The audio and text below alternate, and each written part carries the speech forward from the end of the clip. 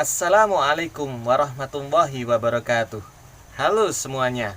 Selamat pagi, selamat siang, selamat sore, dan selamat malam untuk anak-anakku yang soleh dan solehah, beserta ayah dan bunda yang sedang mendampingi. Kali ini kita akan belajar tentang pendidikan agama Islam dan budi pekerti di sekolah dasar. Tapi sebelumnya, bagi yang belum sholat, silahkan sholat terlebih dahulu, sehingga tayangan ini tidak melalaikan kita dari kewajiban kita kepada Allah Subhanahu wa Ta'ala. Selamat menyaksikan. A'udzu billahi minasy syaithanir rajim. Bismillahirrahmanirrahim. Asyhadu an la ilaha illallah wa asyhadu anna Muhammadar Rasulullah. Raditu billahi rabba wa bil islami dina wa bi Muhammadin nabiyyan wa rasula. Rabbi zidni ilma warzuqni fahma.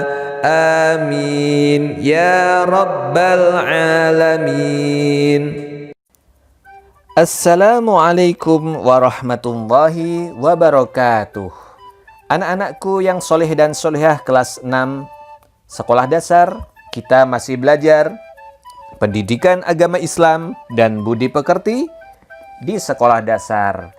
Kita masih belajar pelajaran yang ke-10, senangnya meneladani para nabi dan ashabul kahfi. Kita sudah sampai di materi kisah keteladanan Nabi Isa alaihi salam. Nabi siapa anak-anak? Nabi Isa alaihi salam. Ada gambar itu sedang menerbangkan burung. Kemudian ada dua orang yang terperanjat seperti kaget. Kalau menerbangkan burung saja, masa menjadi kaget seperti itu ya? Apakah ada hubungannya dengan kisahnya Nabi Isa? Ayo kita pelajari bersama. Sebelumnya, bagi kalian yang belum subscribe, silahkan klik subscribe. Lalu klik tanda loncengnya supaya kalian bisa menyaksikan tayangan video terbaru dari channel YouTube Pak Nurin ini.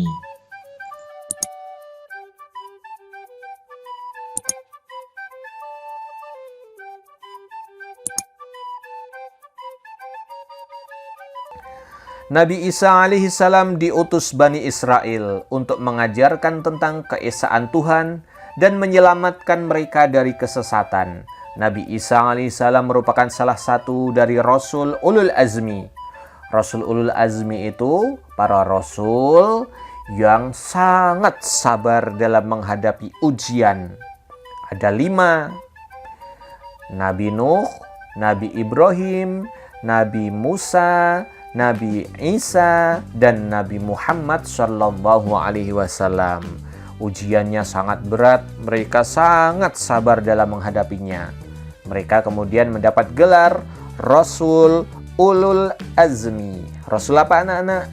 Rasul Ulul Azmi.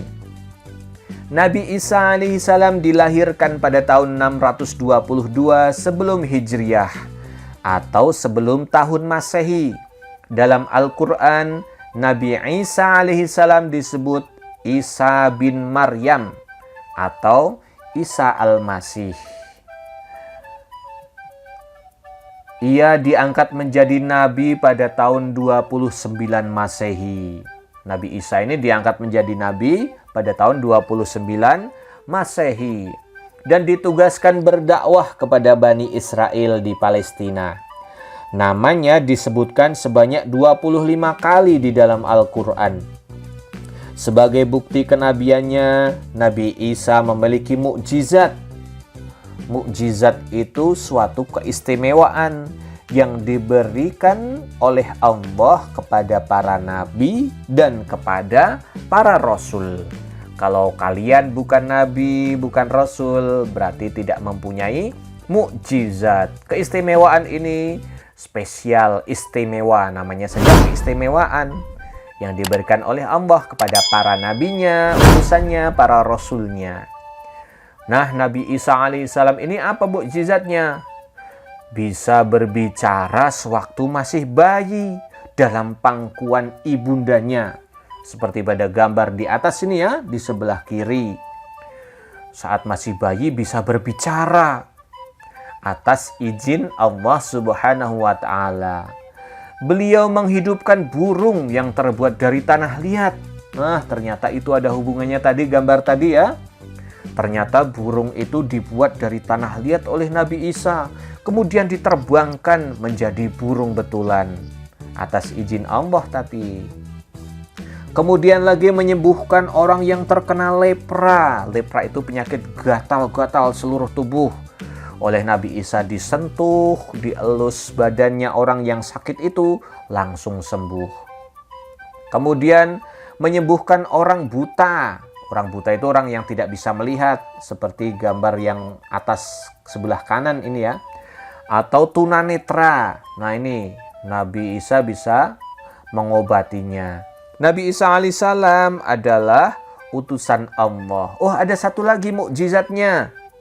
Yang di atas ini yang kedua dari sebelah kanan ya, dari sebelah kiri. Kok kenapa ada orang yang pada bangun ini? Ternyata apa mukjizatnya Nabi Isa juga? Nabi Isa itu juga pernah menghidupkan orang yang sudah meninggal. Walah, hebat sekali ya. Orang yang sudah meninggal disentuh, dielus oleh Nabi Isa bisa hidup atas izin Allah. Nabi Isa alaihissalam adalah utusan Allah Subhanahu wa Ta'ala dan diberi kitab suci Injil. Kitab suci apa? Injil. Dalam menyampaikan ajaran tauhid untuk menyembah kepada Allah, beliau mendapat penolakan Bani Israel. Tetapi tetap gigih, tetap teguh pendirian menyampaikannya. Sementara itu, sebelum diangkat ke langit, Nabi Isa alaihissalam menyampaikan kabar kepada para pengikutnya bahwa akan datang seorang nabi dan rasul bernama Ahmad. Loh, kenapa kok diangkat ke langit Nabi Isa? Ternyata ada ceritanya sendiri, bahwasanya sebelum orang-orang Romawi, orang-orang pada zaman itu, bangsa Bani Israel ya, bangsa Bani Israel itu akan menghukum, menangkap Nabi Isa alaihissalam. Nabi Isa alaihissalam diangkat oleh Allah ke langit, diselamatkan oleh Allah. Nah, sebelum diselamatkan diangkat ke langit, Nabi Isa menyampaikan kabar kepada para pengikutnya bahwa akan datang seorang nabi dan rasul bernama Ahmad. Nabi dan Rasul yang dimaksud Nabi Isa alaihissalam ialah penutup dari seluruh Nabi dan Rasul. Setelah Nabi bernama Ahmad ini tidak ada lagi Nabi yang lain, yakni Nabi Muhammad sallallahu alaihi wasallam. Ahmad sesungguhnya nama lain dari Nabi Muhammad sallallahu alaihi wasallam yang ajarannya akan melengkapi seluruh ajaran Nabi dan Rasul sebelumnya. Jadi kita sebagai umat Nabi Muhammad Sallallahu Alaihi Wasallam, ajarannya sebagai penutup melengkapi seluruh ajaran dari Nabi siapapun sebelumnya. Dalam Al-Quran disebutkan di sini dalam surah As-Saff ayat 6. Ayo kita baca bersama-sama bisa. Kita awali dengan ta'awud terlebih dahulu. A'udzu billahi minasy syaithanir rajim. وَإِذْ قَالَ عِيسَى ابْنُ مَرْيَمَ يَا بَنِي إِسْرَائِيلَ إِنِّي رَسُولُ